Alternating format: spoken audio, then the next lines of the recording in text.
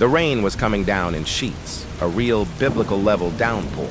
I was huddled under a tiny awning, clutching my resume so tight my knuckles were white. I had a job interview, the one, the one that could change everything. I was already soaked, my hair was a mess, and my so-called interview shoes were probably ruined. But all I could think was, I cannot be late for this.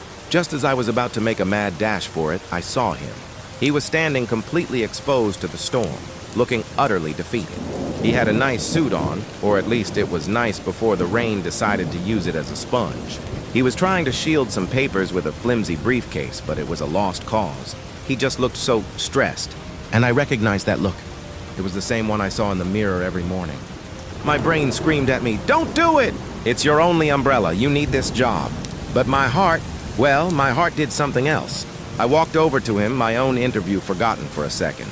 "Here," I said, shoving my bright yellow umbrella into his hand. He looked up, completely stunned. I can't take your umbrella." I just smiled, a real, genuine smile for the first time that day. "It's okay. You look like you need it more than I do. Good luck with whatever you've got going on." And with that, I turned and ran, sprinting through the puddles, getting even more drenched but feeling lighter. I burst into the office lobby looking like a drowned rat. I was 10 minutes late, dripping all over their pristine marble floor. The receptionist gave me a look that could curdle milk. I was sure it was over before it even began. "I'm so sorry. I'm here for the 2 p.m. interview with Mr. Harrison," I stammered, trying to pat my hair down. She just sighed and pointed down the hall. "He's waiting." I took a deep breath, straightened my damp blazer, and walked into the conference room, my apology already forming on my lips. And then I stopped. Sitting at the head of the table, holding a familiar bright yellow umbrella, was the man from the storm.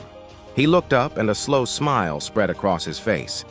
"I believe this is yours," he said, gesturing with the umbrella. "Mr. Harrison?" I whispered, my mind completely blown. He chuckled. "Please, call me David. Looks like you got here all right. Let's talk about this job, shall we? Your resume says you're resourceful, but I think incredibly kind is a better description. I got the job. It turns out, the most important part of my interview wasn't the answers I had prepared or the clothes I was wearing. It happened on a rainy street corner with a complete stranger. It just goes to show, you never know where a small act of kindness will lead. It might just open the door you've been desperately knocking on. Sometimes, the best investment you can make isn't in yourself, but in someone else. And that kindness? It has a funny way of finding its way back to you, often when you need it the most.